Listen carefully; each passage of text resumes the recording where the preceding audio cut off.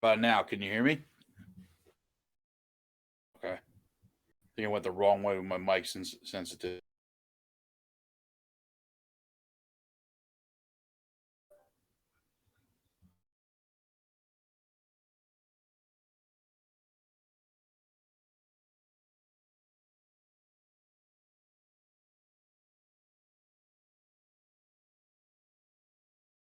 Can you hear me now? Louder? All right. All right. So we'll play with it for a minute there. I just increased the input sensitivity. This way I don't think I like get right up on it all.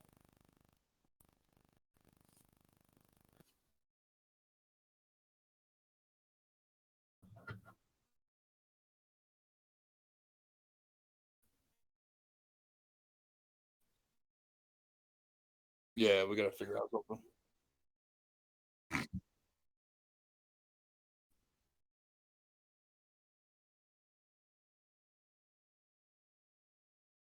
Yeah.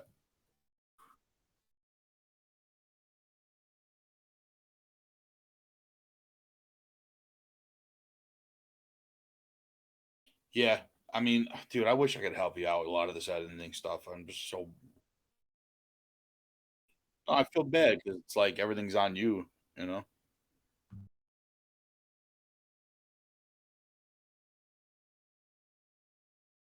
Yeah. No, I hear you. You know, my one sniping video does have 1,500 views on YouTube, though. I am saying, like, I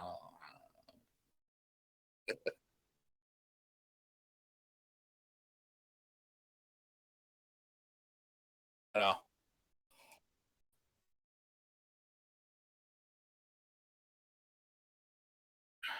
Yeah.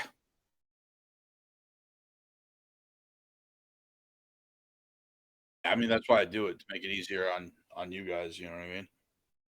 Figure this at least I could help some way. I've been bogged down with work lately, so it's hard for me to find time to just stream. What sound? What's it sound like?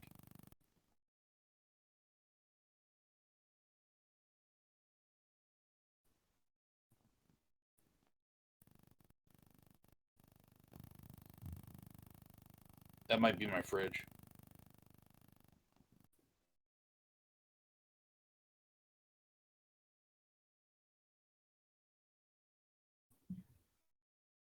You hear it now?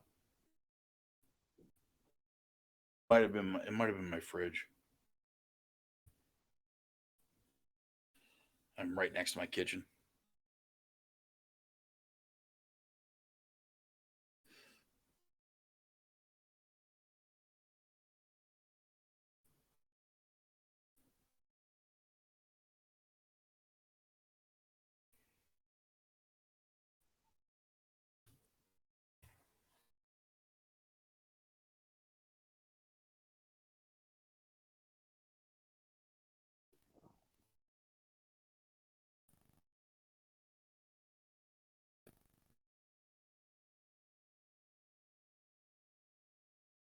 Sean said he's coming shortly. Yeah.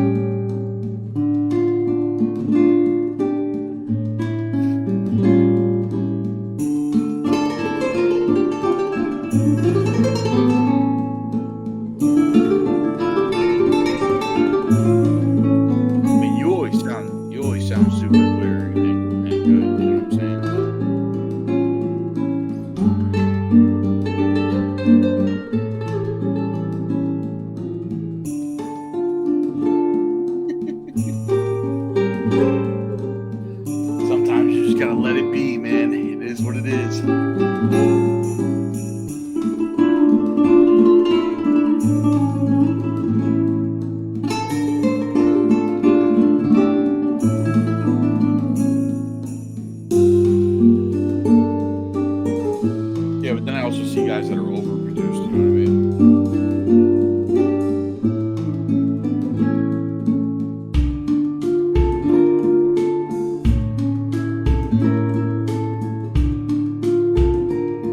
That's true.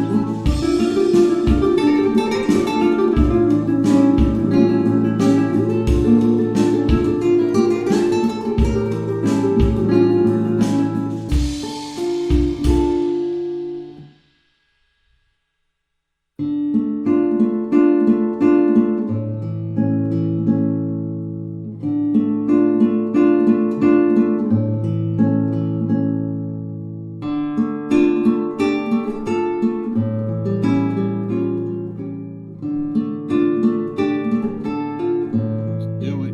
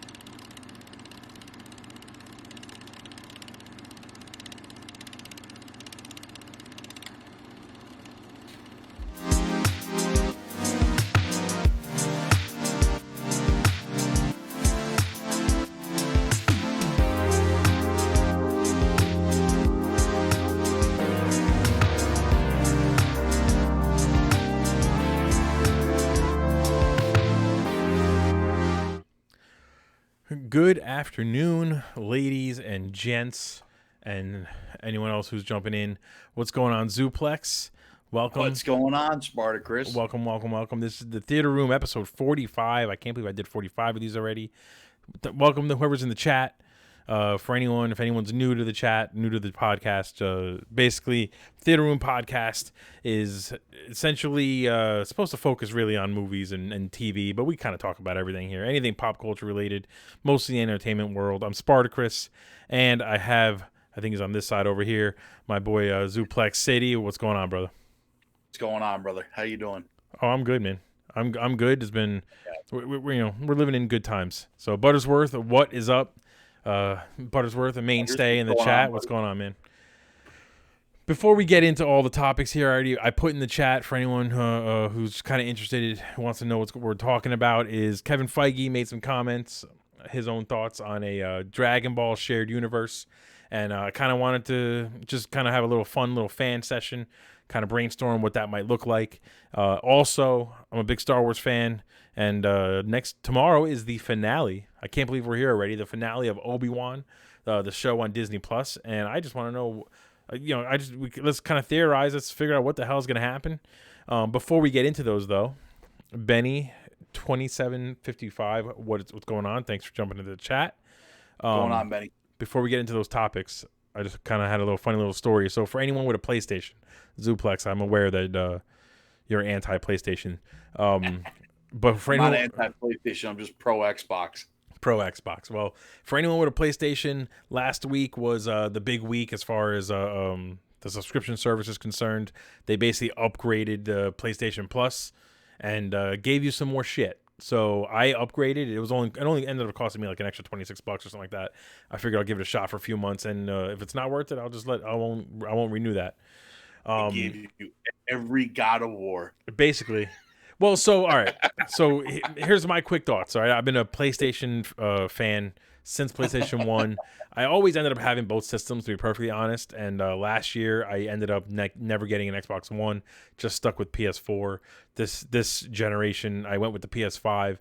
And while Game Pass was a worthy service, if you had an Xbox, there was not enough first-party games for me to really care. I'm not a huge fan of Halo, so it wasn't for me. I like the games on PlayStation. So anyway, all that backstory.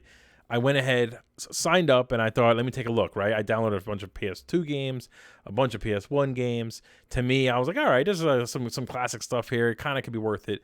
But the big things for me was, number one, I'll get to play Guardians of the Galaxy, which I didn't buy. So that's nice, and I get the full game. And then I went through the game trials, and I was thinking, let me take a look here and see if there's anything that might make it worth the upgrade. I saw Biomutant, which is a game I was interested in, and WWE 2K22. Now, the last wrestling game I played probably was WWF, like No Mercy for Nintendo 64 or whatever came out after that. I never really got into them on the PlayStation. The N64 was the last time. Literally the next game I played that would be considered a wrestling game was probably Def Jam, the first Def Jam. So this new one looks good. The games always look great. And I've been kind of getting a little bit more into wrestling again and just kind of following along with the storylines and whatever. So I said, you know what? This is worth it to me. I get to try this game out for a couple hours before I get to buy. This is why it might be this right here is going to make or break whether I keep the PlayStation Plus Premium. I download the game. More into wrestling. Because me and the captain. That's why, yeah. Getting you into wrestling. You guys have been talking about it, and it's kind of making me be like, man, I kind of wish I knew like more what they were talking about. And I went ahead and downloaded the trial. Right, I get 2 hours to play with the game. So I go in there and I think to myself, oh, you know what? I'm creating a character. It's supposed to have the best creation suite in the world. It took an hour and 15 minutes to create the first character. I wasted half of the trial. Right. Then I think, all right, no problem. I'll get a few matches in. I don't need a big example. Let me try it out. I go into the story mode. I'm thinking like, oh, I'll use my created character. I'll start from scratch. I get through like the intro or whatever, and then they're like, okay, let's get your persona ready. And they asked me to create a character all over again. And there's nowhere for me to pick the one I just created. So I'm like, son of a. So I angrily put the controller down. I said, I'm not doing it right now. It's late. I'm not doing it. So then last night I go, all right, I got an hour. I think it was 2.5 hour trial. I got a little bit, like about an hour left. Let me go ahead, quickly do it real fast, and then get to some matches so I can get the gameplay down. I create the player. I go through the first set of matches. It's all like training stuff. And I'm like, I want to get to a match. I want to see the intros, whatever. So I say, you know what? Forget it. I leave the mode. I go set up a one-on-one match. The Rock versus The Miz. I was The Rock, obviously, because, I have a man crush on him. You went for the lopsided option. Yeah. I watched The Rock's intro, The Miz's intro. They're in the ring now. The announcers are talking. Ding, ding, ding. Trial ends. So I wasted the entire time. I didn't get to play the game once. So I deleted it because I'm not going to buy it. I don't even know if I would like the game anymore. But that was my experience with the trial. Is it worth it? Who knows? I have it for a couple more months. Maybe I'll let you know in a few months. But I mean, it's so weird because like coming from the Xbox side, where you have Game Pass, where you could literally download hundreds of games at any time. Game Pass is the best service out there. Honestly, there's no. I don't think there's a PlayStation fan in the world who would argue that. It really is. There is no better service than Game Pass. Such an amazing service. I mean, like me and the captain were looking on there, and this may be a little spoiler for the GGEN Nation coming out, but we saw that pretty much every sports game is on there. Yeah, yeah. So we may or may not be going head to head. You should. What's stopping you? This honestly, my motivation to try and get an Xbox is to get Game Pass so I can jump in with you guys and play some games. You know, I'm looking into getting a Series S. I mean, I will say, you know, Xbox is now starting to come out with the exclusives. You know, Starfield looks phenomenal. They have, we know that the next Elder Scrolls will be an Xbox exclusive, at least for a little while. Who knows if it's gonna be permanent? But you're talking about Fallout's most likely will be an exclusive. I'm very much now interested. You know, before last generation I wasn't, but this generation I'm very, very much interested. So speaking of wrestling, by the way, for anybody in the chat, if you're listening to this on YouTube after the fact in the replay, we have we did a Ultimate Marvel movie tournament last year. It was a big hit. Everyone got into it. Everyone got involved. We basically determined ourselves what the best Marvel movie of all time was in the Infinity Saga. And we may have included Black Widow because, you know, let's be honest, that's really an Infinity Saga movie. That's not a Phase 4. Very true. So the GGEN guys and I have been talking, and we got into a heated debate over who the best mic worker is right now in the wrestling business. We came up with a list of 32 people. Keep an eye out on the Facebook group, and we're going to be doing another tournament. We're going to determine in the Facebook group for Generational Gaming and Entertainment Network who the absolute best mic worker is across every era of WWE. We got a large list of people. I think it's 32 wrestlers. 32 wrestlers. Similar style. Just wrestlers, no managers. So right. Which is a big thing. Crown. Which is a big thing. Jimmy the Heart, Jimmy the Mouth. Jimmy the Mouth, yeah. He's not in there. Yeah, that would be unfair if he was in there. He's not in there. But we went straight wrestlers, promos, and in-ring mic skills. Who's the best? I'm talking about, we got big names from The Miz to The Rock to Stone Cold. Everybody's in there. Steven Hinchman picked Bret the Hitman Hart for some reason. No one knows why. Hey, he's the best there is, the best there was, right? And the best there ever will be. So he's got a shot. That shooter thing. That's about it. Anyway. But yeah, so it's going to be a similar style to the Ultimate Movie Tournament. Essentially, we're going to randomize the matchups. It's going to be a head-to-head thing. We'll put them up on a Monday. We'll talk about it on the Theater Room podcast, and then we'll announce the winners basically by the end of the week. And we're just going to go straight down until we get to a number one guy. We'll try to do a little faster than the Ultimate Marvel movie. I think that one was 1 or 2 matches a week. We'll try and kind of come out with a new match every couple of days. And we're going to be showing you guys their best promos. Yeah. We're gonna. I want to give you as much info as possible so we can all make educated votes. All right. So if you haven't yet, like and subscribe and all that stuff, join the Facebook group. I'll probably post this poll also on Instagram and TikTok if you want to kind of get extra votes in there as well. So, Super Timtendo says that's because Steve is a goofy bastard, and he will be watching this, Tim. And not wrong. Yeah, you're not wrong. You're pretty much on the money there. Nintendo's pretty on the money with that. Real quick, Buttersworth says that he's on Xbox and you guys never invite him. So, you know, you can't yell at me, Buttersworth. I'm not on Xbox. I'm a PlayStation guy. So, it's definitely a John or a Captain and Zuplex problem. Yeah, you ain't kidding. So let's see. I know the captain is going to be joining us, or he should be joining us at some point. So I know he wants to get involved in this Dragon Ball conversation. So let's kind of push that one aside real quick before we get into the Obi-Wan show. Zuplex, last week, John and I had a deep conversation about Miss Marvel, about the boys and everything like that. Why don't we start with the boys? Are you fully caught up on the show? I am fully caught up with the show, and I watched last week's episode. Also, I unfortunately couldn't make it. I would have loved to have been part of that conversation. Well, let us know what you think now. What are your thoughts on the show up till this week? You guys pretty much hit the nail on the head. I know we've been saying it for a few weeks that I know we're about to talk about the boys, but we were talking about Marvel and in the state that they're in right now. But going to the boys, you know, I love this show so much, and so good what they're doing. Like they give us, seems like every season, like John was saying last week, they give us that shock value up front, and then delve into some like really deep, really good story.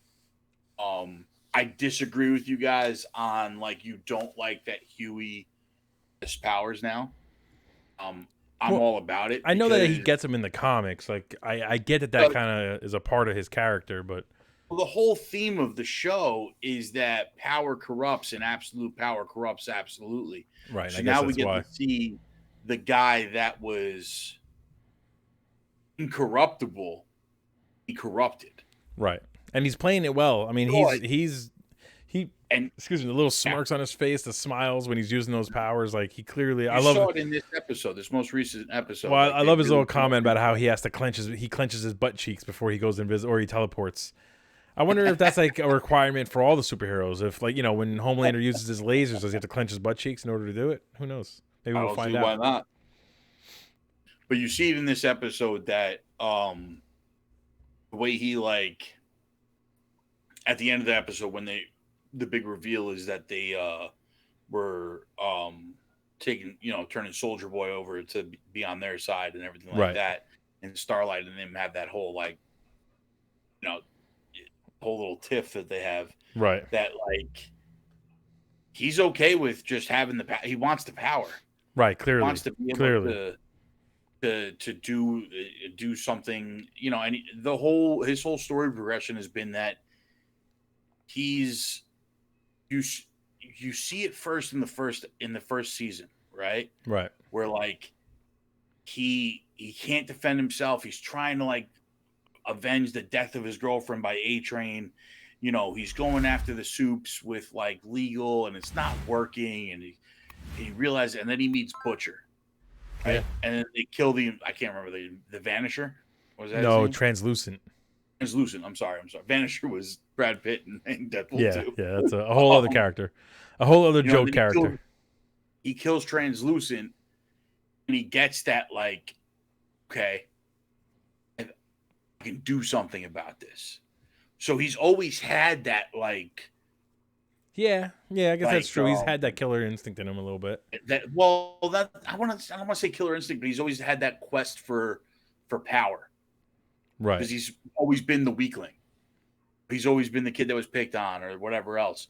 So he's always had that quest to gain power over somebody. And now he finally has it. So let's see how that's going to play out. I'm actually talking about how it's going to play out. For anyone who knows the comics or has heard the comics, you may have seen the new trailer that just came out today. But this week's episode of The Boys is called Herogasm. And for anyone who doesn't know the comics, Herogasm refers to what the superhero company Vought tells the public is a top secret mission that requires every single superhero under their employ to be, you know, go to a top secret location, and it's all kind of hush hush. And what it ends up being is basically just a giant orgy that is company sponsored essentially, and anything goes. These people do whatever the hell they want with whoever the hell they want.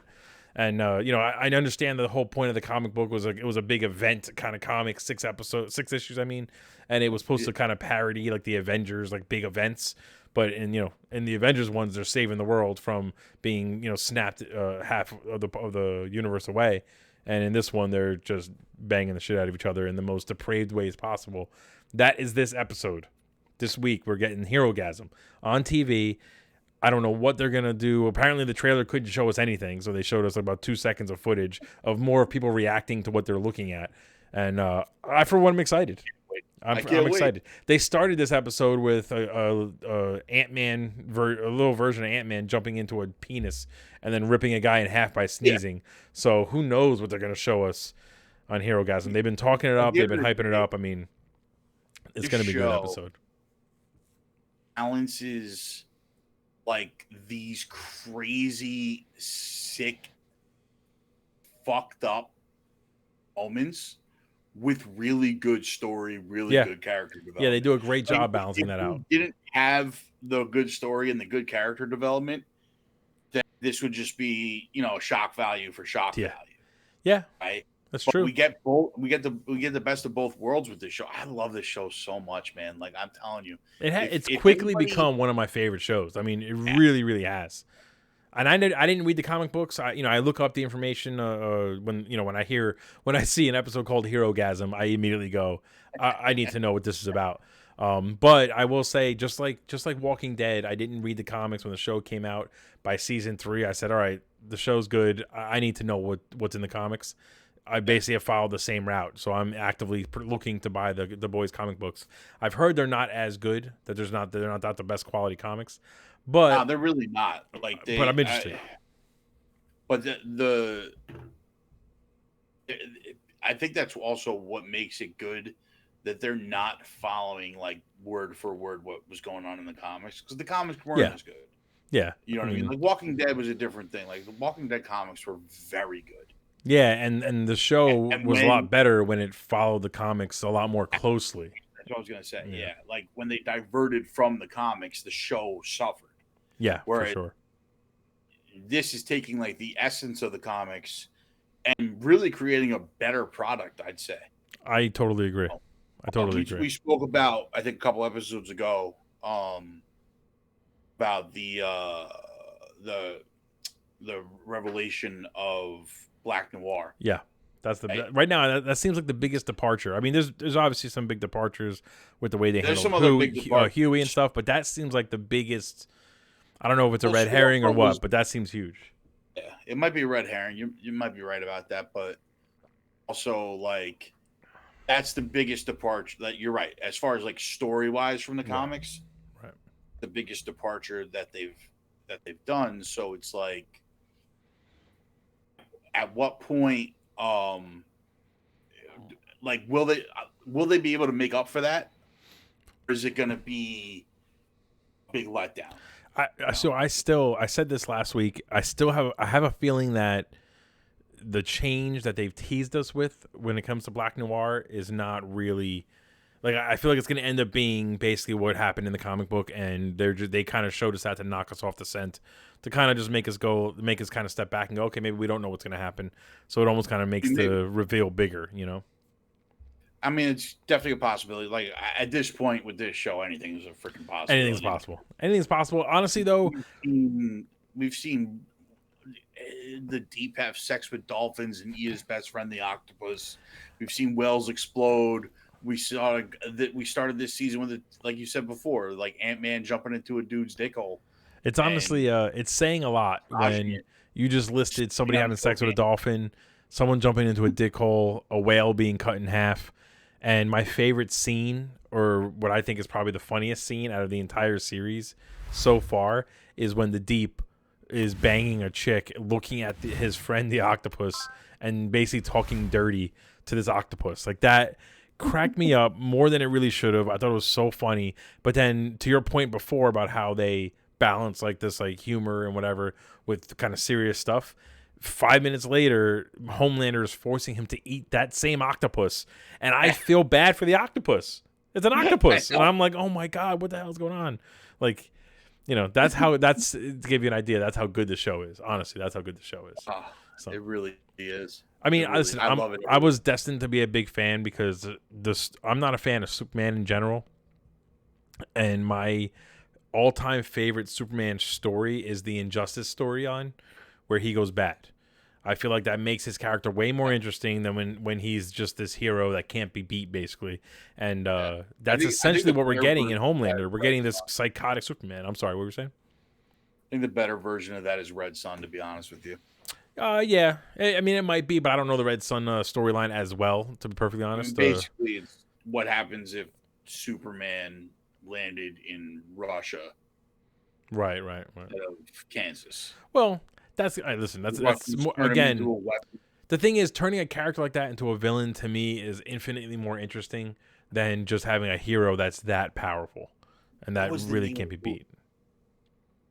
What was the name of that like indie movie that wasn't Superman? Oh, it was Oh, what the hell? You're talking with the kid, yeah, where it was basically like he's like a teenager or whatever, but he's essentially Homelander. He's doing what Homelander is doing right now.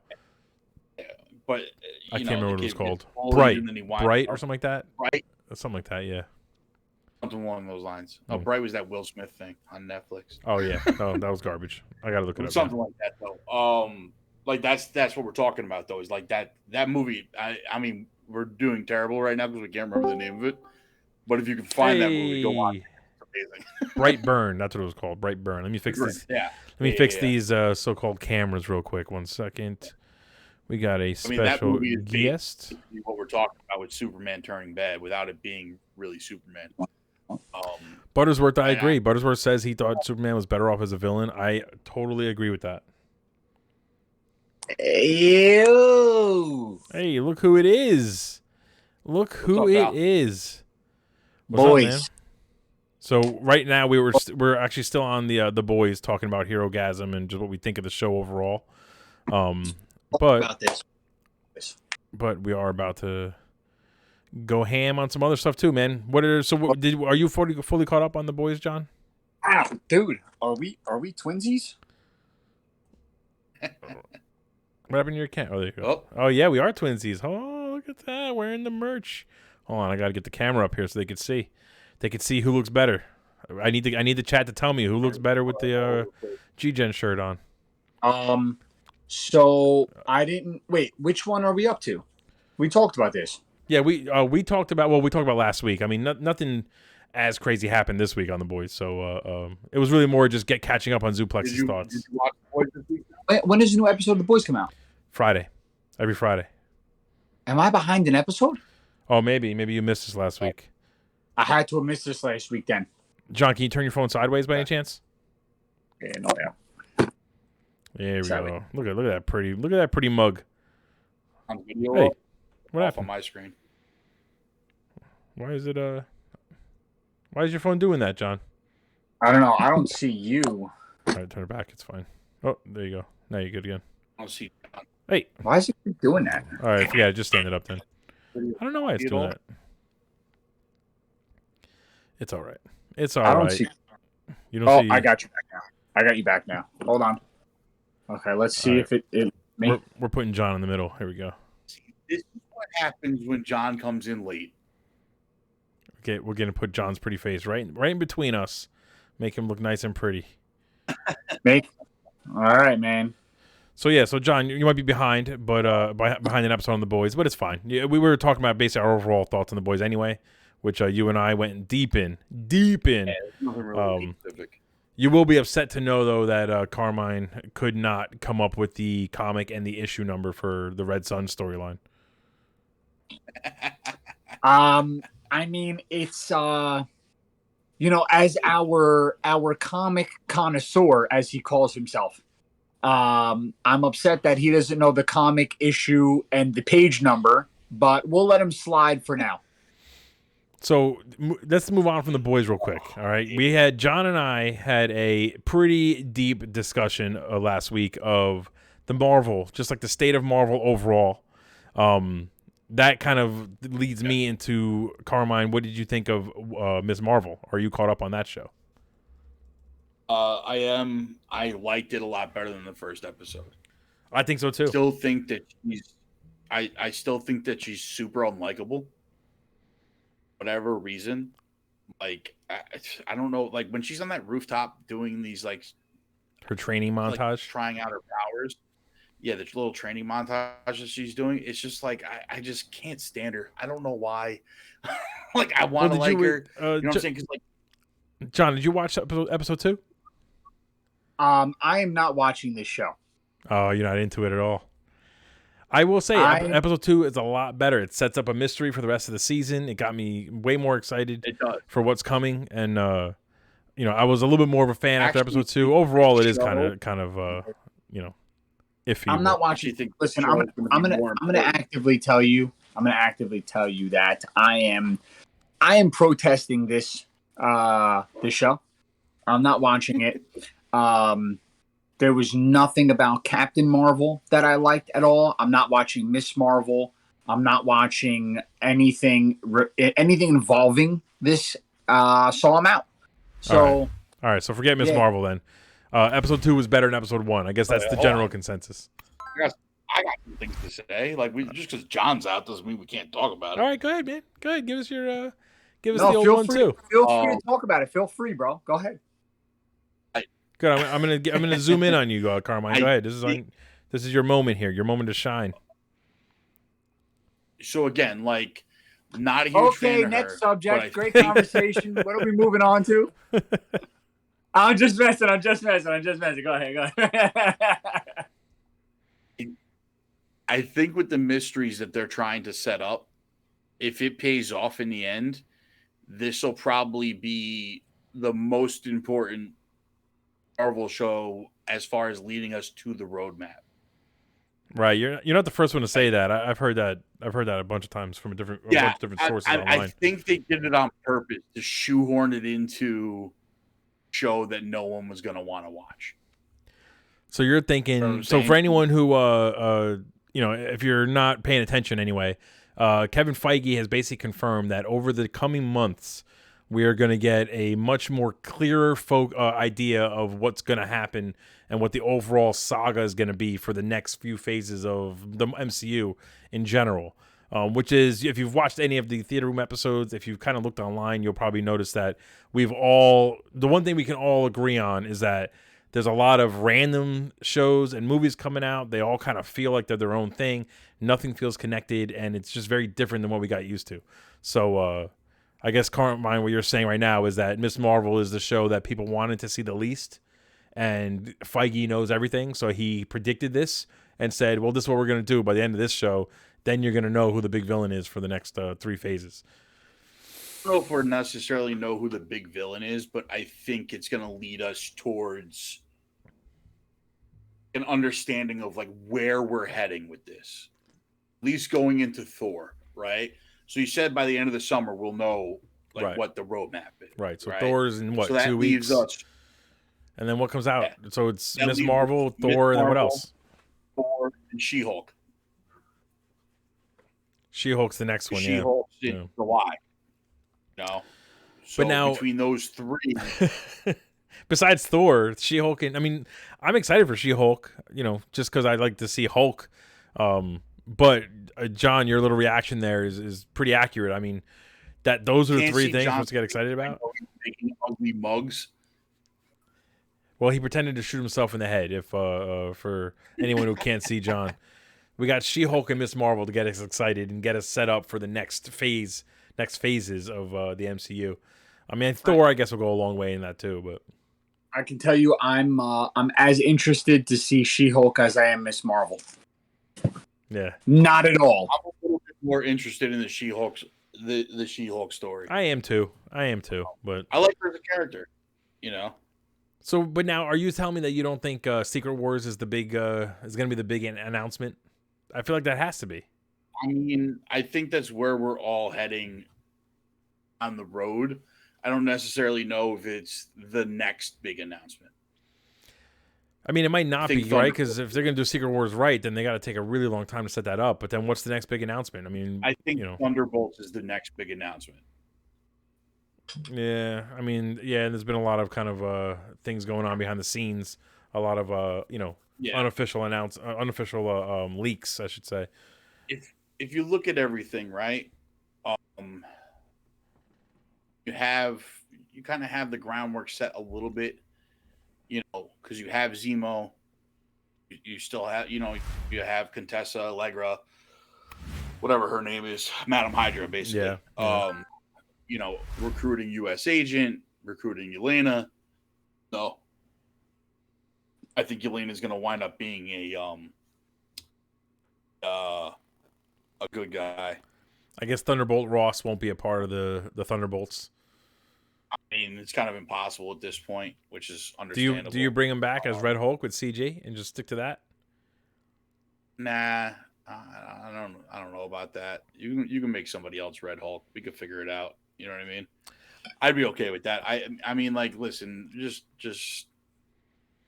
What are your thoughts? Wait, hold on. Buttersworth says, for a second, I thought John had a Burt Reynolds mustache. It looks like you're letting it grow a little bit. Well, you did see Top Gun, right? No, first of all, I trimmed today. I literally, bro, it was thick, man. But I couldn't kiss my daughters without irritating them, so I had to trim it. Yeah. I always get my daughter on the cheek. She yells at me that my facial hair is hurting her. Your beard's cutting me, Daddy. I'm like, I'm like, man up. So I don't know. I'm not that. Let me ask you this question, Zuplex. Let me ask you these your thoughts here. You've seen all the trailers, I'm assuming, for Thor: Love and Thunder.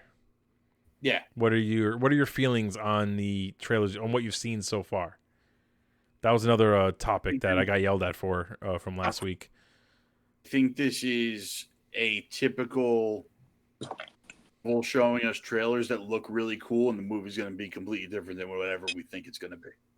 Different, worse, or different meaning not as comedy? No, I think it's going to have a good amount of comedy in it because Taika's doing the movie, so that's his style. Like, and honestly, it's a better style than the Thors we were getting. It is. Ragnarok was far and above every other version that like we got before that. Like, if I ever have to sit through Thor: The Dark World again, forget about it. You know what I'm saying? So I think yeah, there's going to be a good amount of comedy in it, but I think there's also going to be a lot of like leaning towards it too.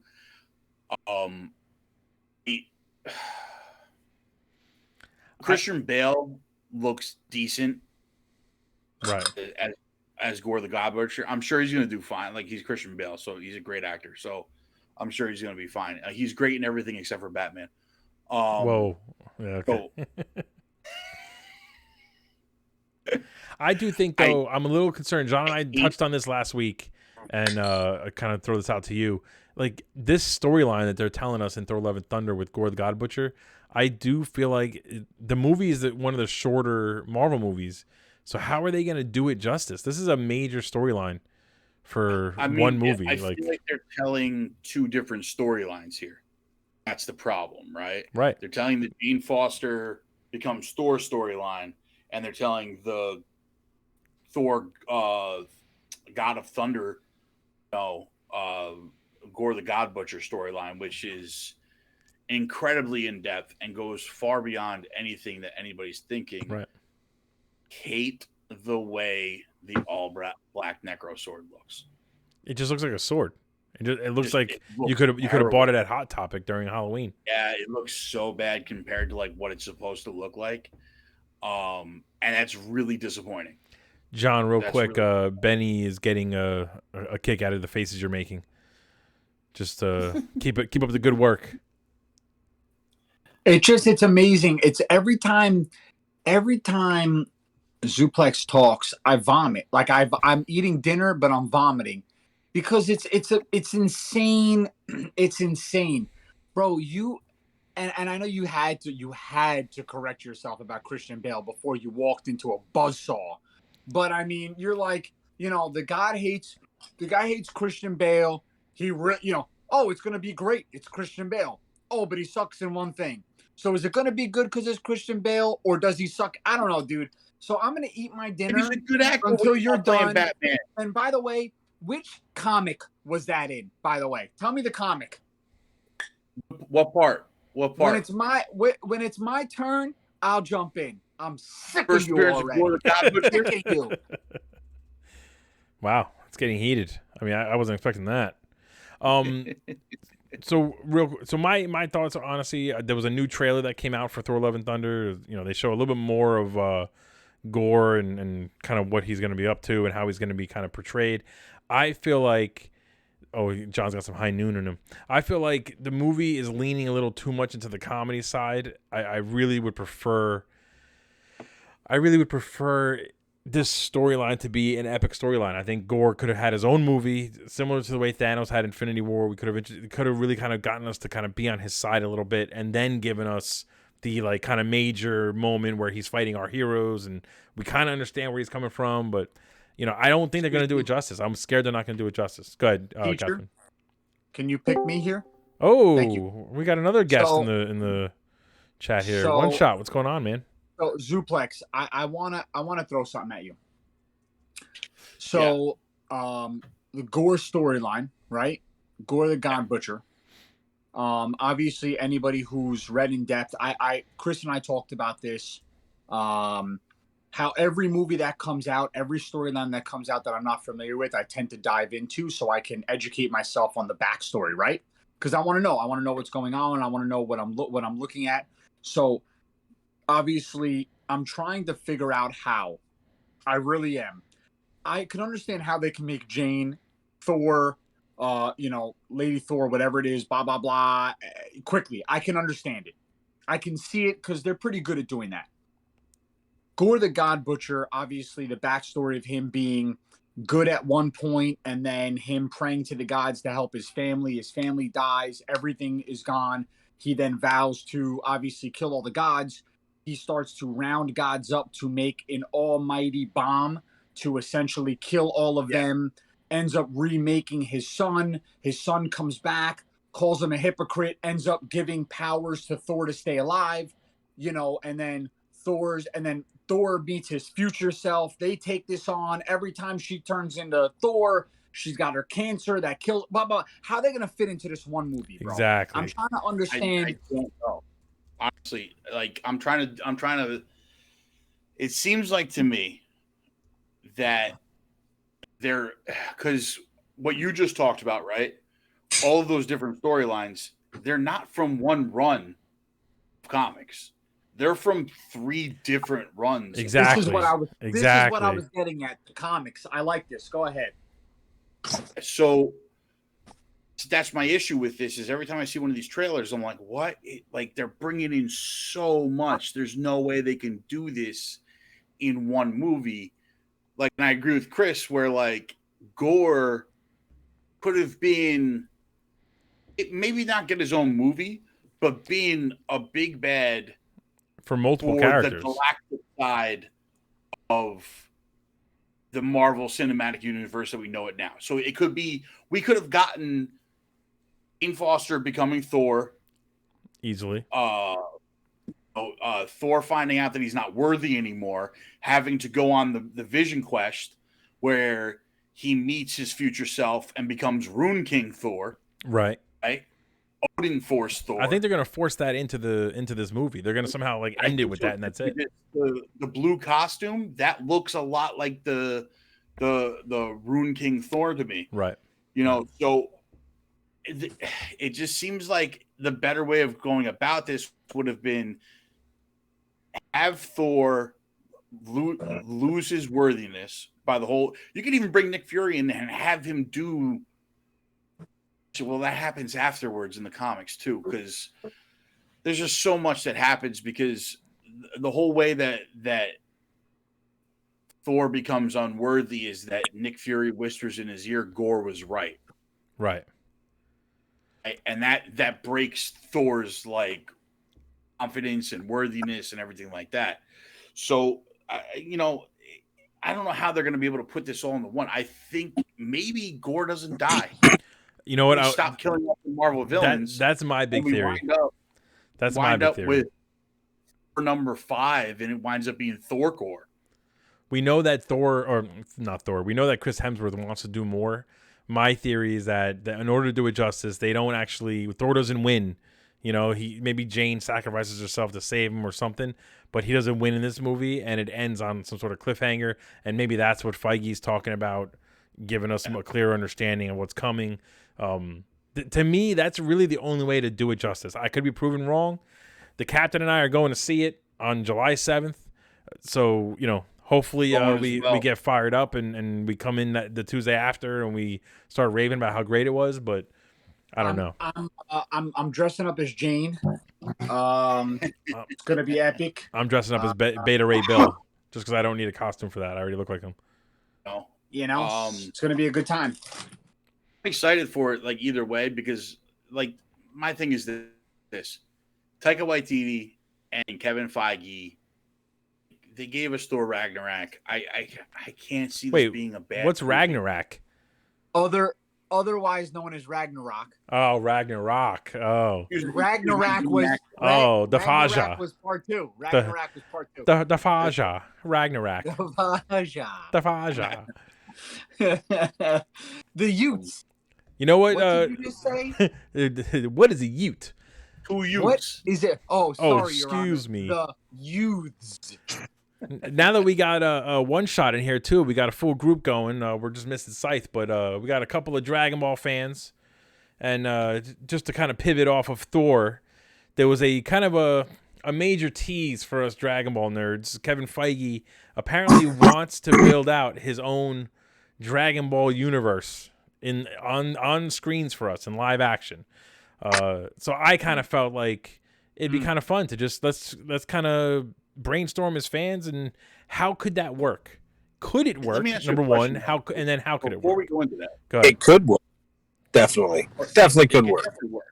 With the CGI we have now, definitely works. Well, what? Go ahead, Zuplex. Do you have a question? Who has the rights to Dragon Ball?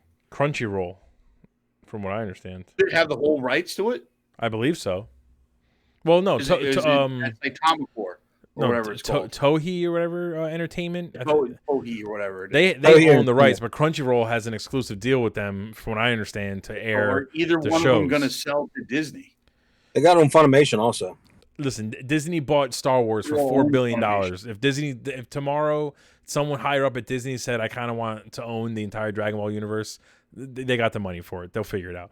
They'll make when Avatar 2 comes out, they'll make enough money to buy it. Think about what's in hand. And I think that Disney happens to do this better, obviously, than anybody else out there. They're so good at creating and identifying that you're with the Marvel Universe. Look at what they were able to piece together, knowing what they had stretched out over 14 years, now probably another 14, right? Right. With Dragon Ball, you're talking about Dragon Ball, Dragon Ball Z, GT, Super. You're talking about a Saiyan saga, a Frieza saga, an Android saga, a Cell. We're gonna be here forever if you keep going. No, but I'm just saying the thing of it is in Feige's mind, he's saying they have millions and millions of fans, millions. Not only fans who watch the shows, but fans who pay attention to the mangas, right? Right. And are looking forward to what's coming. You know. Did you call it a manga? What?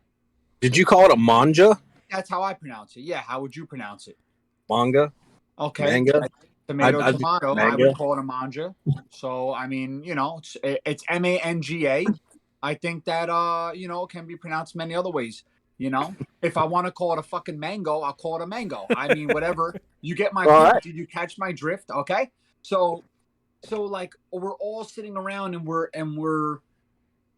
sitting here and we're saying to ourselves, man, I mean, I can't tell you how many times I watched Dragon Ball Super Tournament of Power. I watched that a million times. I can't tell you how many times I watched Goku turn Super Saiyan for the first time. I can't tell you how many times I watched Gohan die in front of Trunks. I can't tell you how many times I watched Cell and the tournament when Gohan turned Super Saiyan. Like, the point of it is I'm 36 with 2 kids. Okay? You're talking 25, 30 years spanned over. How many millions and millions, and like the US doesn't even scratch the surface, right? Because we all know everything comes out in Japan first. Right? So we're all waiting to get the goods. How many millions over there? So Kevin Feige saying to himself, I don't even have to create something. He's creating everything right now. He's creating Ragnarok, right? He's creating all of these storylines and all of these heroes for us, and a new rendition of them. And yes and no. And here he has Dragon Ball. It's here. All he has to do is pick the talent, which, let's be serious, Disney does that better than anybody else. Yeah, no, Kevin you Feige can't talk shit about them on. casting. They know how to cast. He's got the best producers at his fingertips. We know this. So, now what's he going to do? He's going to, infuse a little bit of their own flair into it, as we see, with his movies. Okay, cool. They're going to have to sort of, no pun intended, but fuse things together, right? There's going to be a fusion here of What do you some mean, no things. pun intended? Intend that pun. That's a good pun. So it just, it's for me, I look at it, I say to myself, if anybody can pull it off, it's them. And if they had any brain to it whatsoever, anime in general right now, no matter who I talk to, and it's amazing to me because when I was younger, and I mean this exactly how I say it, when I was younger, I used to think to myself, like, anime was like for nerdy white guys. And yeah, that's why I was into it. Okay. But now recently, like, obviously you guys know I work with kids for a living, and this coaches organization that I hired, it's a lot of young black guys.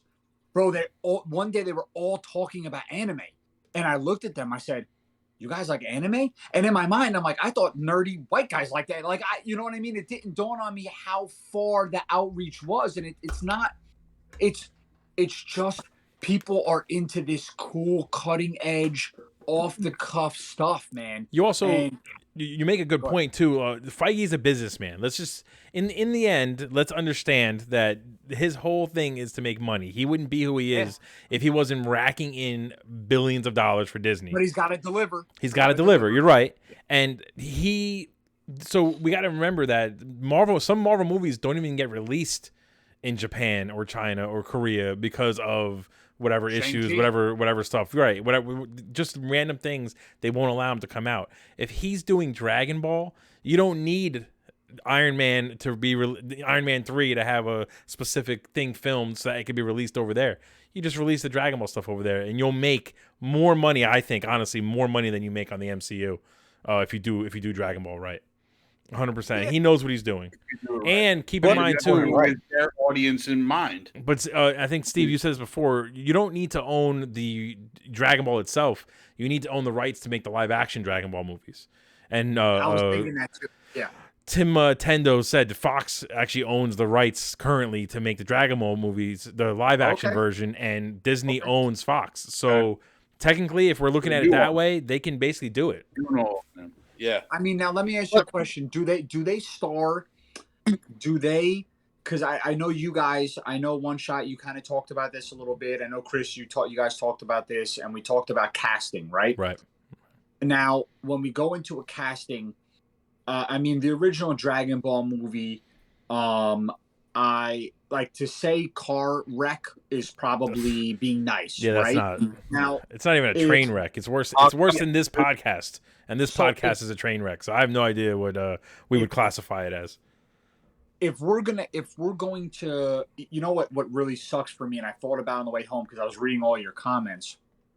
All of the voiceovers are like really like older, out of shape white guys or much older Japanese guys, right? And it sucks because when you see them, you almost wish that like the voiceovers were like you could transition to regular actors, right? Because obviously the way that they do it is so. I mean, when you look at these guys, you're like, dude, the guy who I saw did Raleigh, I was like, are you kidding me? Right, right. It's I mean, the voice actor for Frieza died. The voice actor for Frieza died. Yeah, I mean, they would obviously have to. I didn't know that. Okay. See, I would almost say that not just casting is important. It's getting the right voices for the characters that's important. You know, you can get somebody who looks right, but what's up, Suplex? Is that going to be overly CGI like Frieza, Piccolo? Not if Marvel does it. I mean, Marvel knows what they're doing. I mean, but if they're going to be overly CGI'd, you could have those voice actors come back. And by the way, you know, like Thanos is like Thanos. To me, it's like I see Piccolo. About Ragnarok, and he's over here like Thanos. I don't know, Stain. Thanos, Ragnarok. First of all, Ragnarok.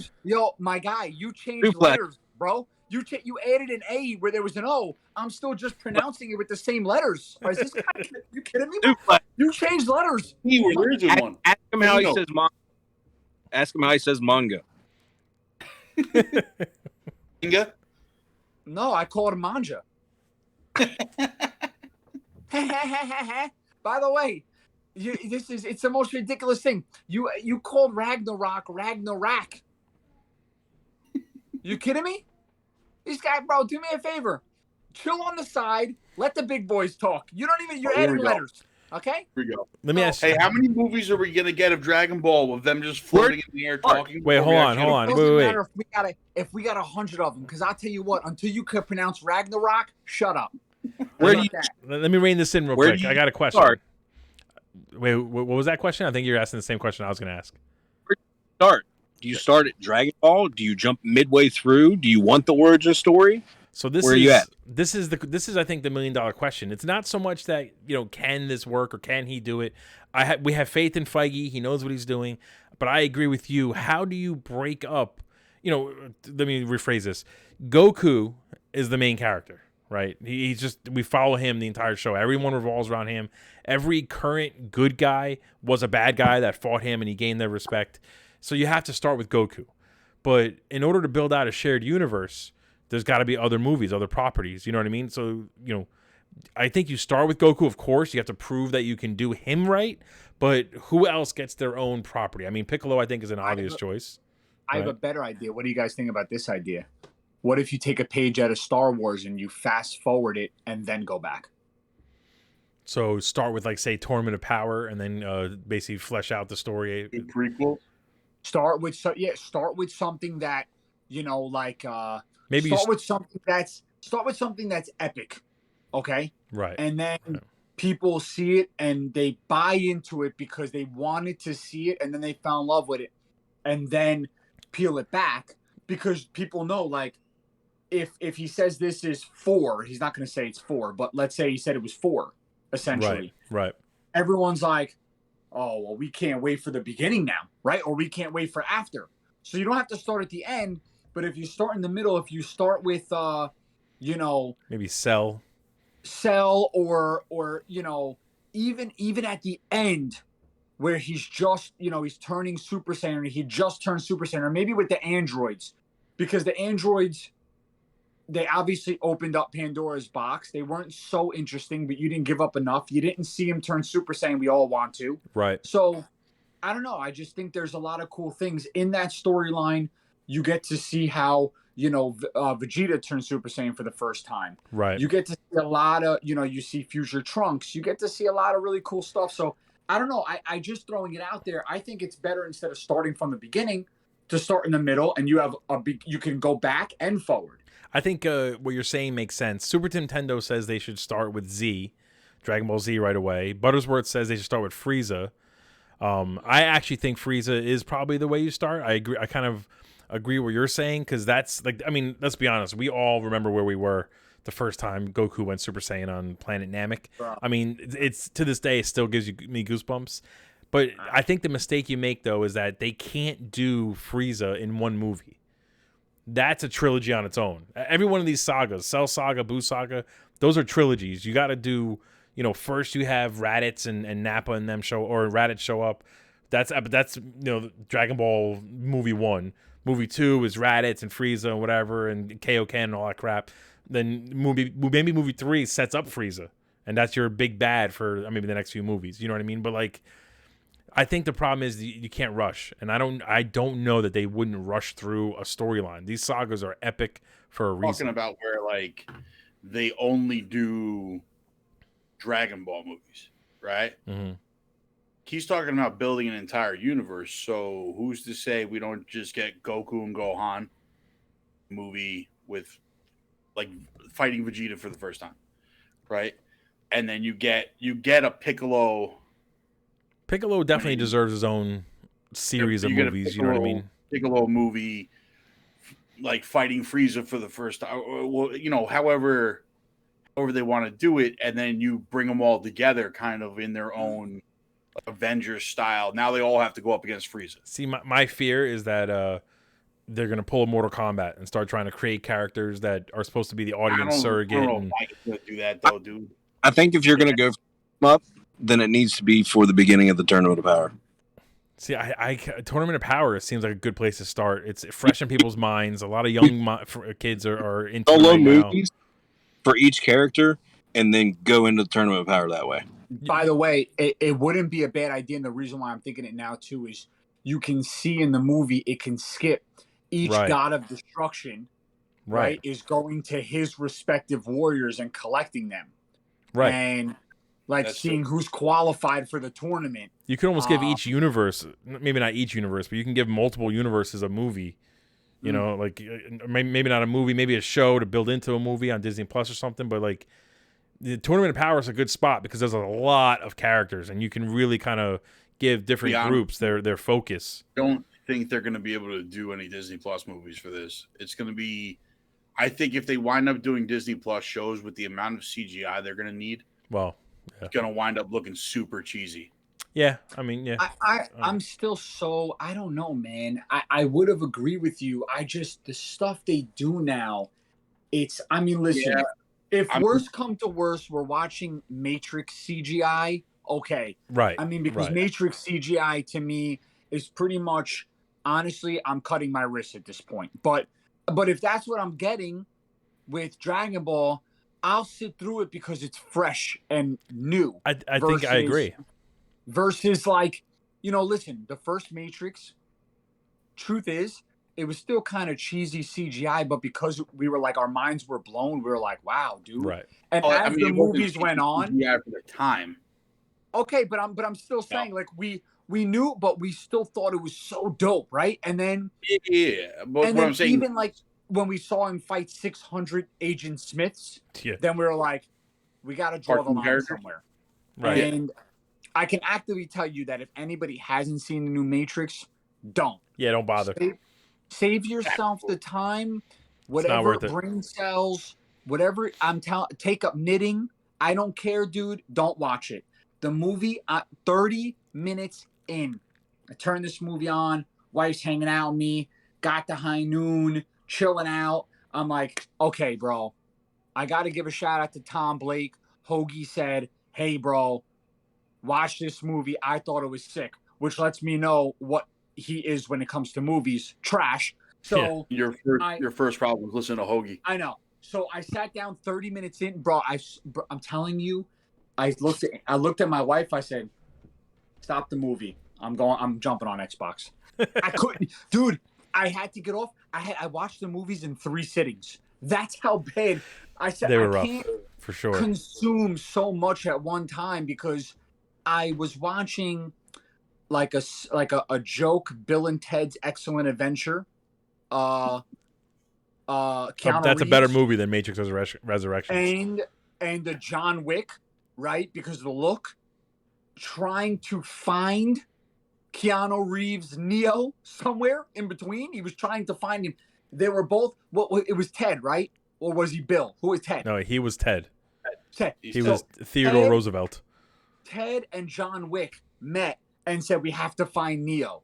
Like, something's happening. We have to find Neo together. They were both very confused. So I just said, I'm on suicide watch. I got to be done with this. So if I'm like, but if that's the CGI I'm getting for a Dragon Ball movie with a much better storyline, fresh and original, I'm in, bro. And I really am. If they start Tournament of Power, let me ask you guys, how do they go back from that? Well, I was just gonna say this. I don't know why you and I are on the same page the last few weeks here. We're wearing the same shirt. It's crazy. No, we've been syncing up. So before this continues, go fuck yourself. All right. I can't. Those vibes. Shake the nerves off. Shake the nerves off. Shake it off. No, but I agree. I was just thinking to myself that like the Tournament of Power could be a good way to start because of the fact that it's fresh and people are kind of watching it now. However, how do you go from like Ultra Instinct and then get us excited for his first transition into Super Saiyan? You don't. You really kind of have to start from the beginning. Tournament of Power is the end game. Yeah, that's your Infinity War end game combo. Yeah, Vegeta's solo film, the Buu Saga. You start with them.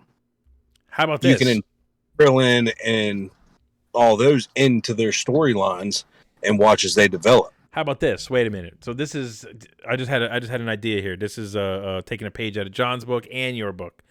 What if you give us your phase 1, right? If we're following like an MCU format, phase 1 is your say Frieza saga, right? You give us the kind of those movies, and you give us maybe a Piccolo standalone movie, a Goku standalone movie, a Vegeta standalone movie, and then the team up is them going at it with Frieza, right?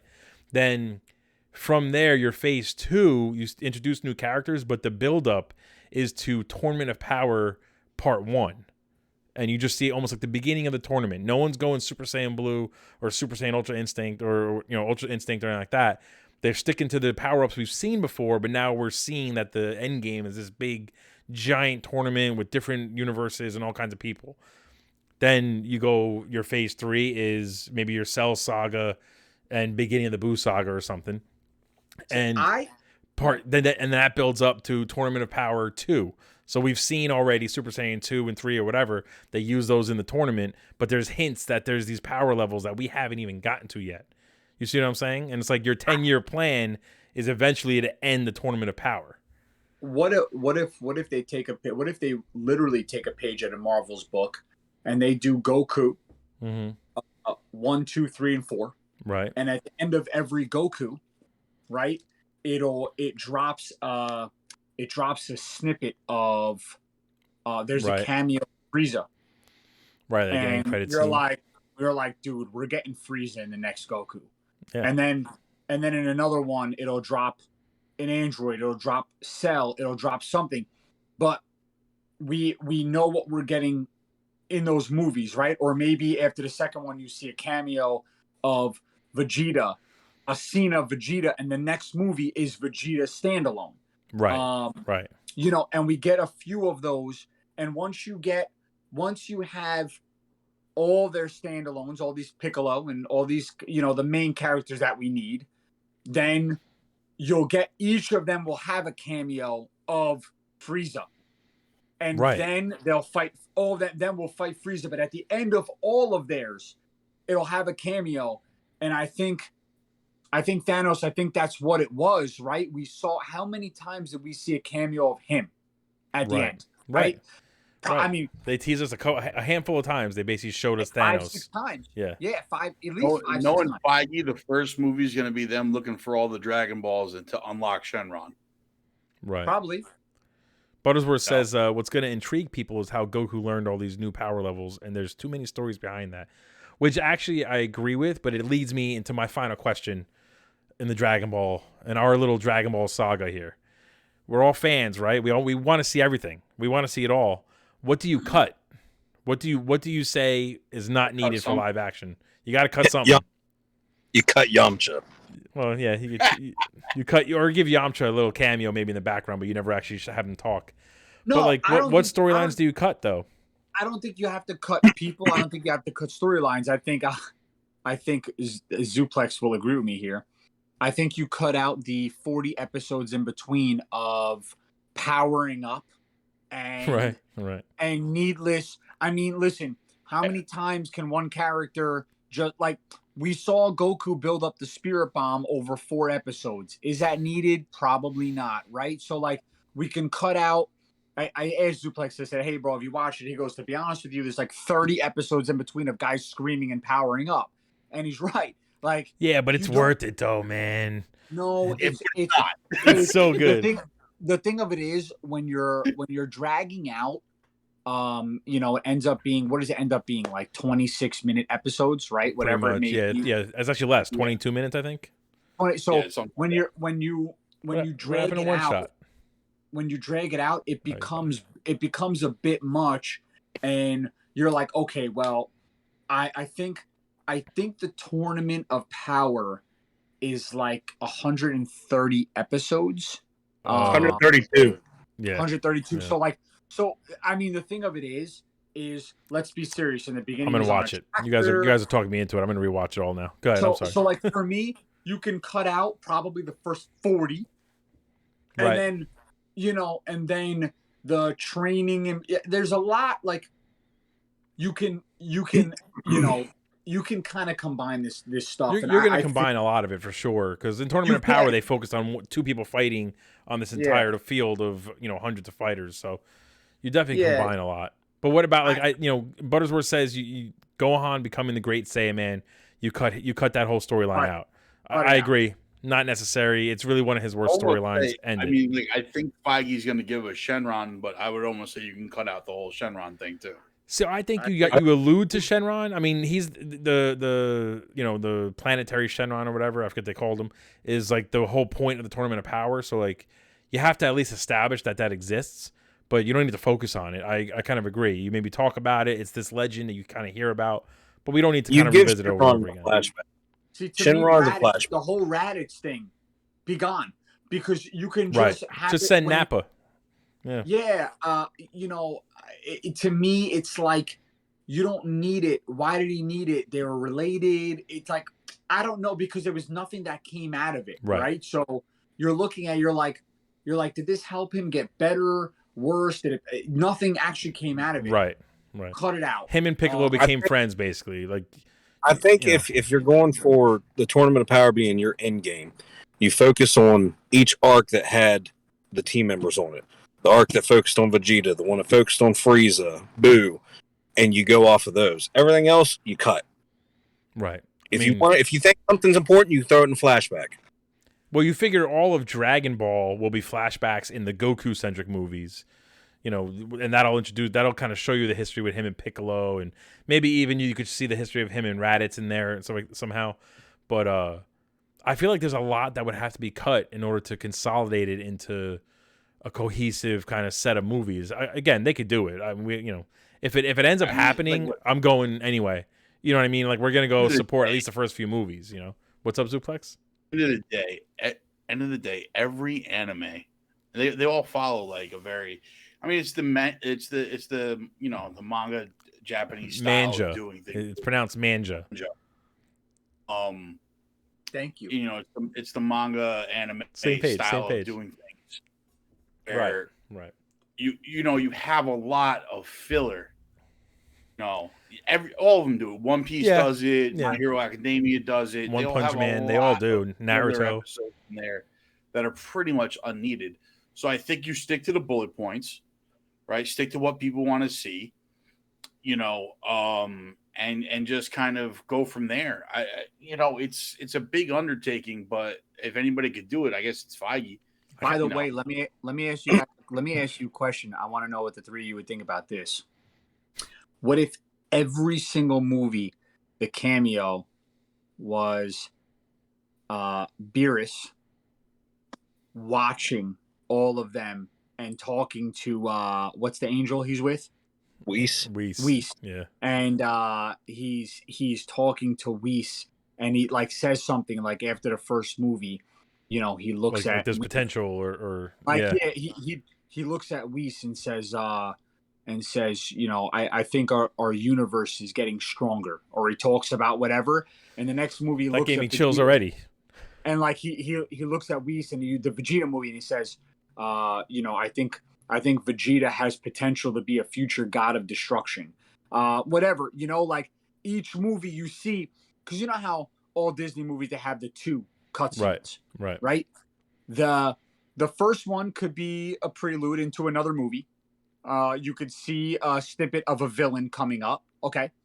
And the second one could always, and every single one that would connect everyone, it could be Beerus and Whis talking about, the potential of that fighter.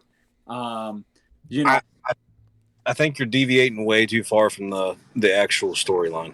But I think you have to. The reason why you have to, are you going to regurgitate the same thing we could watch on Funimation with the voiceovers we love, with the storyline we love, with that, you know what I'm saying? Like, but let's be honest. In Doctor Strange 2, the end credit scene is Bruce Campbell punching himself. That had nothing to do with the storyline. You know what I mean? How much do they deviate, Zuplex? How much do they really deviate from these comics? They deviate quite a lot. I wouldn't. They do, but they don't, because what they do, and which is what I think they'll do with Dragon Ball, is instead of following one comic panel for panel along, they take 3 or 4 storylines, put up the best parts, put them all together in a cohesive story, which is what I think they're going to do with Dragon Ball. Right. I think you get rid of the mini cells. You don't need them. Here, hold on a second. So you're telling me that whatever comic you have, the Illuminati, he followed that. all 5 seconds of them. No, I mean, but I'm saying that there's a version of that Illuminati in the comics. My point. Here's why I say the Beerus. I don't agree with the Beerus thing, because if they wanted to play off a better storyline later on after they've created the whole universe, Beerus is the one who told Frieza to destroy Planet Vegeta. Right. So then you go. He was training Vegeta becoming a god of destruction, and then you have that Beerus Vegeta fight after he finds out, hey, you're the motherfucker that destroyed my planet and killed my people. Yeah, but wouldn't that then lean into John's suggestion about having the end credit scene introduce Beerus? Maybe not show him fully. You just kind of see the back of his head talking to somebody. You hear his voice. You know what I mean? Then you introduce that character. You introduce him early, so that later on when we see him, we think this guy's a villain. You know, the wording is a big mystery the entire time that who told Frieza to do that. You know what I'm saying? Buttersworth is getting a reveal. Then it's revealed that it was Beerus, and then Vegeta goes to fight him. Buttersworth is getting pretty frustrated because he's a giant Dragon Ball fan, and we didn't invite him to this convo. Buttersworth, I'm committing to you right now. When Dragon Ball Superhero comes out, and we're all going to see it, we're all going to talk about it, I'm inviting you right now. You're going to be on air for that one, and we'll go into this in detail. Hopefully by then we'll have more information on this too. I wasn't missing it. I parked in a fucking Rent-A-Center parking lot right now. For me, I'm telling you guys this. If you want to capture even new fans, if you want people to be interested, and there's no way anyone can tell me that the way that Thanos was introduced in all of these movies was in a comic. If you tell me that right now, I will fucking fight you, because there's no way. So I'm telling you, it was Feige introducing characters and getting everyone who he knew wasn't like some hardcore Marvel fan who knew the comics into the movies and saying, oh my God, like, who's this? What's his powers? When are we going to see him next? When's he going to come? If you get that, if you have something fresh and innovative like that, you're letting everyone know this is where we're getting to. And this is what we've been frustrated of so far, right, Chris, about the fact that there was no direction for this new phase in Marvel. So that's what was so cohesive about the other phases. That's the biggest mistake they can make. You have Dragon Ball instead of phases, sagas, and you want it to be cohesive, and that's what you do. Where 5-6 movies, at the end of it, you have your cutscene talking about the next hero coming up, right, and then Beerus talking to Whis and just discussing things. It doesn't have to be elaborate at all. It doesn't, and at the end when he finally meets him, when Beerus and Whis show up, he could say something to the effect of, we've been watching your journey. Yes, exactly. We've been watching your journey this whole time, and it still leaves the mystery of like Vegeta's still wondering, like, who's this guy? Frieza's not saying, like, no one knows, right? That'll be explained, but he can come down and simply tell them before they have the whole cruise, before they're on the boat, before they have the training, before they all decide to put all their powers into Goku to make him a Super Saiyan God for the first time, right? All these things, he comes down, he says, we've been watching you for a long time. There's a tournament. I've come here to destroy, there's no warriors worth it. I'm destroying it, blah, blah, blah, whatever. It just, to me, once all that comes together, you're like, wow, dude, this took 14 years, but that's dope. That'll be worth it. That'll be worth it 100%. And that was the end game for us with Marvel. We watched all of these, and when we saw something come together, anything, not only did it blow our minds, we were all like kids in a candy shop. 100%. And we all were like, I was wondering how they were going to tie that together, and man, they hit a home run. And it just, bro, why can't sometimes you deviate a little bit to, if you're trying to be, Captain Literal Man, then don't make a movie. Just watch your stupid mangoes, okay? and be done with it. But like, for me, I want my imagination to run wild. I don't want to know every little last thing that comes up. That's why Marvel's been so great. And that's why Doctor Strange was so disappointing, bro. Like, That's, we've been waiting for the Illuminati. We got 5 seconds. Yeah. Like, bro, these are things that gotta be fixed. And well, let me ask you this: what's your fan casting for Dragon Ball? That's tough though, because you can't. No American. You can't. I thought. I can't. You can't cast Americans though. It's got to be No, Asian people. You have to. It's got to be Asian people. I mean, like they're gonna cast people that we don't even know their name because they're only big in China or Japan or something. I'm out of saying. I'm sorry to say this. Like, I mean, bro. Okay. Goku's. Am I wrong about this? The guy doesn't look Asian, so I don't understand. Neither does Vegeta. You don't have to cast every character as Asian. Listen, okay, thank you. It's 2022. The woke Disney's not casting anybody but a Chinese or a Japanese, really a Japanese person. No way, bro. There's no way that Disney's gonna whitewash. No way. You can get away with whitewashing I'm Piccolo. Not whitewash. You don't have to whitewash it, but if Goku and Vegeta, you can cast a white American for that. No way. Yeah. I don't believe that. They did that. Asian. They did that once. They did that once. You saw how that movie turned out. We're not talking about that. They did it. They did it though. Have you ever seen the live action Dragon Ball movie? We're not going to talk about that. That's not live action Dragon Ball. It's a live action. Right now, I can't think of the actor's name now. His kid wrote a movie. If this was Gladiator, I'd be doing one of these. Because I'll tell you right now, dude. Bro, take your woke ass the hell out this lobby. I'm done with it, bro. You don't tell me, oh, it's 2022, so a guy who over 30 years historically just a white guy with crazy ass hair is now an Asian because why? Because you just decided that. Well, listen, this isn't us deciding it. I'm telling you right now, there's no way that Disney they won't do it. Going to whitewash. They couldn't do it. A Japanese company created it. A Japanese company owns it. No way. The Rock is Piccolo. Get done. Wrap it up. I'm telling you right now, no, the Rock's not going to be Piccolo. Kevin Hart's right now, the Rock won't be Piccolo because the Rock needs to look like the Rock, as we can tell from the Black Adam trailer. Wait, Kevin Hart as Krillin is perfect. Kevin Hart's Krillin. Kevin Hart as Krillin might be the best casting every movie. I mean, I could deal with Kevin Hart as Krillin, but get the fuck out of here. Look, Kevin Hart is rolling for the Borderlands movie, and I'm so fucking mad about it. Well, listen, there's no way. I'll even take Danny DeVito as Krillin. I'll tell you what, Danny DeVito or Jack Black should be Yajirobe. I'll take Joe Pesci. I don't know.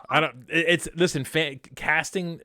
They would do a good job of fan casting stuff. If you shave his beard, I take Chris as Krillin. Listen, speaking of that, I'll bet you right now. Okay, I'll put money on it.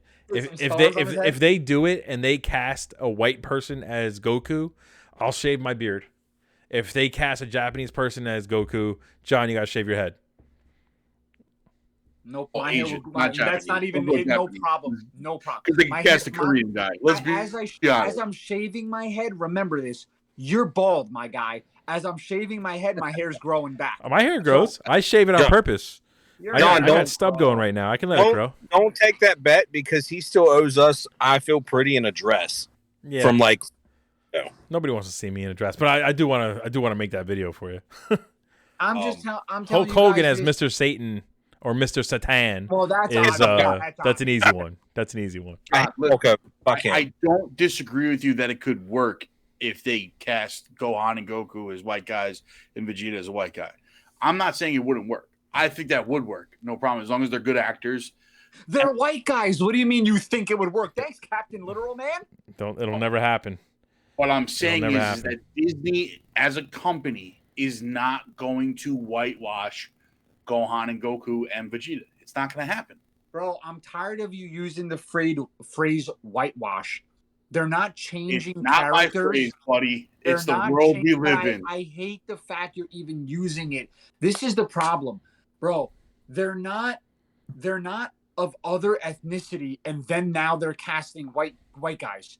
They are white guys just casting as white guys, bro. I would argue they're not white guys. How are they not white? They're Japanese guys or characters. Yeah. They're not from Japan. Okay. No, they're not. They're from a made up world. I get it, but like they're Asian. They're Asian descent. Other word is not Asian. They're Asian descent. I'll tell you right now. It's no problem. I'm gonna bet you live on camera right now. You can send it to the world. I want you to find me an Asian that looks like them. You do, bro? I'll pay you $1,000. Done. I'll send it. I'll post it to Facebook tonight. Chris, is Tim Tendo in chat? Yes, he is. He said Asian. He said they're aliens. By the way, Tim Tendo, tell us. Do you think they're Asian of Asian descent? In 2022, white people are close. He to said Asian. Gohan is Asian descent. White people are very close to aliens. That's very close. That is true. Yeah, that is true. Gohan is Asian descent, but that's also, Chi-Chi's. I would hope you guys aren't going to argue Chi-Chi's an alien. I mean, Asian, not alien. I would argue she's All right. But we're gonna end it. We're gonna end it on the woke conversation. Now Buttersworth did say Idris Elba as Piccolo, or somebody said that. Super Nintendo said that. That's excellent. No, Idris Elba as Piccolo is great. Whoa! I think that's a great choice. Tom Hiddleston as Frieza could work. Why? He's bald and muscular. He's gonna be. He's gonna be green. How can you not just paint The Rock green and call it day? I think The Rock would end up being Brawley, and he would ruin it. Like The Rock. First of all, they would cast The Rock as Brawley, and he'd ruin the whole thing. No, they would definitely cast. And by the way, Brock Lesnar would be a great Brawley. He doesn't ever have to talk; he just grunts. Brock Lesnar knows that regularly. Yeah. I said that shit the other day that Brock Lesnar would be a good Brawley. No, and it's Zuplex's dream. He has his poster above his bed. Oh my god! And by the way, because I think Brock's better than Roman. Now I'm the biggest Brock fan. Here we go. And by the way, instead of yelling during his attack, he can just power up and scream Zuplexile. No, he can't do it. No. Oh, all right. On that note, we're gonna end it here, boys. Thank you guys. Thank you for jumping in. One shot. Thanks for jumping into the chat, Captain Zuplex. I appreciate it.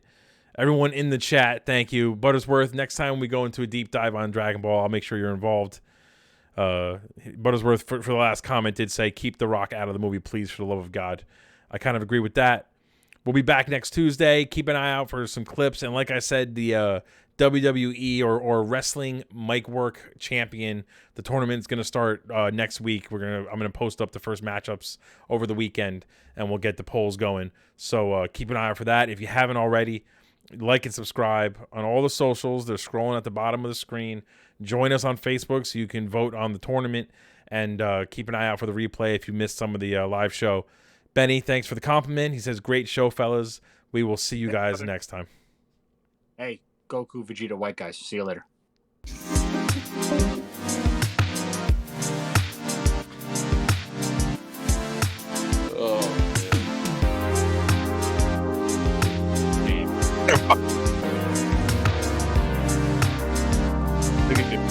No, they won't.